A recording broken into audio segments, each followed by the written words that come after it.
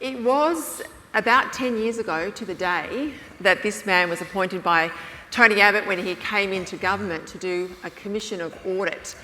And it was the first time that we had an independent look under the bonnet of Commonwealth finances in 13 years. Long overdue. Now, you came from the private sector, you do this routinely in corporations. Yeah. We'll get into some of the detail of the things that you found, but broadly speaking, when you had a look under the bonnet and dealt with all those public servants, how'd you go? Well, it was certainly a testing exercise, and I did remember saying to the Prime Minister at the time when he asked me, "What have I ever done to you?" It was a correction after a colossal spendathon, started, I guess, with the GFC, which left the country heavily in debt, with government expenditure trending above 24% of GDP, which was our sort of benchmark. So it was certainly called for, because we were getting to the stage where if another crisis hit, Australia would have no reserves or resources to deal with it. Yeah. And I think the line of the time was we were living beyond our means. Yes, we did. Now, some of the things that you put on the table in this report were unpalatable to the media at the time. You wanted the pension age to go up to the age of 70 and include the family home in the assets test. You wanted 5% of the public service headcount gone. You wanted 2/3 of the quongos gone, close to 900 quongos at the Commonwealth level. So they're Commonwealth agencies and organisations. You wanted, and this was prescient, to slow the rollout of the NDIS so that we got it right. You wanted young people to work, get off the dole and work or earn, and if they couldn't get a job where they live, they had to move after 12 months. You wanted new privatisations on the ground. I have to say, 10 years on, your report has aged better than the Commonwealth debt. Yes, it certainly did. It made me enormously unpopular throughout Australia. I can remember the press conference I did at Parliament House. Yeah, that was challenging. It was good fun in some respects, but the growing waste in our budget was enormous. It was outrageous. It was just outrageous. And there was that thought that we just could keep spending money without earning it, sort of thing. And this is now being perpetuated in the current situation. So you mentioned that cap on spending, 24.5, I think it was. Yes, it was. Now it's at a record 27. Correct. And it's driven by NDIS, Medicare, PBS, infrastructure. Now, you all know I'm an infrastructure junkie, so I'm not too worried about that, except what we're doing with infrastructure, we're spending so much money immediately, like we are compressing it, and our resources are broken or stretched to breaking point. And there is no reason why with these infrastructure plans, which I think are worthwhile, we can't stretch them out over a longer period, more in tune with our capacity to deliver. And our capacity to deliver at the moment is heavily stretched. And of course, what happens when that happens? Costs go up, prices go up. So it's we could do with another audit, I think. But you know, as Peter said, NDIS. You know, I was interviewing the people who are going to run it, and I couldn't get a sensible attitude or answer out of them as to who would qualify for it. They had no idea as to what the qualifications would be to get an NDIS support. They had no idea as to who would provide the service and on what basis would they be chosen. No idea about how it would be managed and audited. And I said, well, I think they were starting out at 23 bill, and I said, oh, this is going to go to 43 bill pretty quickly. Yeah, and it now outstrips Medicare, as you know. Medicare funds health services for all 27 million Australians, and NDIS supports under 1 million Australians with about the same quantum of money.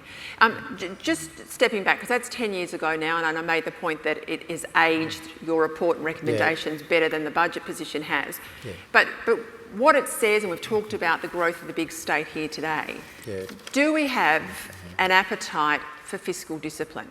Do we have an appetite, Tony, for the voters coming with us to say, get the government out of our lives? Do we have an appetite, not just at a Commonwealth level, but at a state level, to do things more responsibly and sustainably with scarce taxpayer resources? No, we don't. What's happened, the spendathon we had with COVID has got the people, state governments and federal government, used to handing out money and taking money. So we've created a sort of a population now which expects this to continue, despite the fact that COVID's over.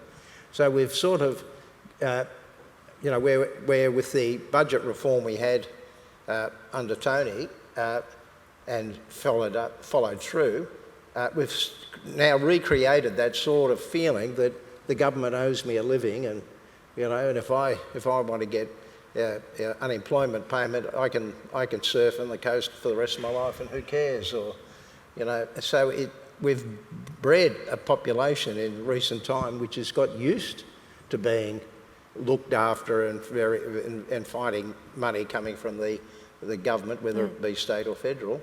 So I think we've got a real challenge to get them to realise how serious the issue is. At the present time, of course, government spending, particularly federal spending now, is growing far faster than the private sector is growing. So the people that spend our money or distribute wealth are growing at a far faster rate than the people who produce the money, the private sector. Our wealth and prosperity comes from the private sector. It doesn't come from the government. And the private sector now is competing with the public sector for resources, and of course that's inflationary as well, and it can't get the resources to grow its own business, as it were. And this has been done at the expense of a forever growing public service at the state level and specifically at the federal level. It is unsustainable. Just to underscore that point, in the Australian today, there's analysis of the jobs growth in Australia, and we're just in positive territory. There was a tick up the other day in the employment numbers, but 2/3 of the jobs created under the current government, 2/3 of those jobs are jobs in what's called the care economy. So they're NDIS jobs, they're childcare positions, so they're taxpayer-funded jobs. But that is only representative of 17% of our total economy. So a non-productive sector, jobs paid for by taxpayers, and yet productive sectors, hospitality's lost about 100,000 jobs in the last 12 months. They're under enormous pressure. And if you look at the per capita GDP, so per individual as opposed to the grossed up numbers, we are in a recession, and we have been for 6 quarters. That's why people don't feel they're getting ahead. So one of the challenges, I guess, Tony, and this brings me to the vexed question of immigration. I think we all say we're pro-immigration, but how quickly is Australia expected to absorb? And isn't this just being used as lazy budget growth by some governments? Yes, so there's no doubt immigration is putting a lot of pressure on a country which is not economically growing, effectively not growing. But sometimes it's also a bit of a cover for other mistakes. People go on about the housing shortage and the rising cost of housing. Well, fundamentally, the housing shortage and the rising cost of housing is not due to immigration. It's due to lack of supply. Who would ever thought demand exceeds supply and the price goes up? What a unique economic concept. I never would have thought of that. There's hundreds of thousands of lots available in Sydney and New South Wales for development. They just can't get through a sclerotic planning system. Just by the stroke of the pen, we could grow the housing supply, whether it be apartments or houses or whatever, in New South Wales and in some of the other states as well, but New South Wales particularly. So the immigration, needs to be controlled in our current economic position, but taking Peter's point too, where are all the workers that are prepared to do the hard work that Australians won't do? I'll tell you what they are. They're the majority of them are immigrants. Where are we going to get the skills from? Our education and training systems are not producing anywhere enough skilled tradespeople, engineers or scientists to serve our economy and grow our economy, despite the fact that we're spending a record amount of money on education and training. And have a look at our results nationally. They're going backwards as well. So we've got a serious problem with our economic and training programs as well. And that is having a big impact on productivity and the capacity of the private sector to grow. Right, so you're a rare unicorn in the sense that you've had an eye on the Commonwealth finances at the same time as you've been in the private sector, so I want to put you under pressure. Where is business arguing about these things and running the debate for reform? Yeah. You're quick to talk about gay rights or the voice, but where is business having this conversation in the public domain and putting governments and voters under pressure to understand the scale of the issues we're contending with? Yes, it is a serious issue. Look, the business associations are doing the best they can, and they're out there banging the drum regularly. What we're lacking, and again we had this previously in my era in the BCA, we had business not supporting their industry associations, either publicly or privately, in terms of policy needs and what the problems were. So, recently, we've had two instances where big companies got in and got into the media and really made the case strongly. One was BHP and the other one was the CBA. Both their CEOs got out and spoke strongly.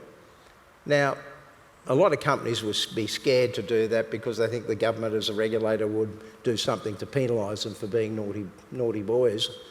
But it didn't happen because you get a company the size of BHP comes out with a very logical but correct complaint and calling out the federal government on policies regarding industrial relations and what have you.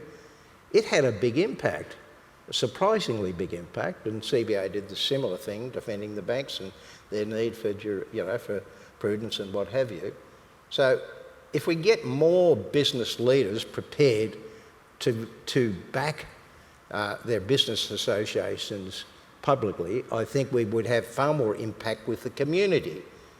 Right. Because and that should be both small, medium, and large businesses.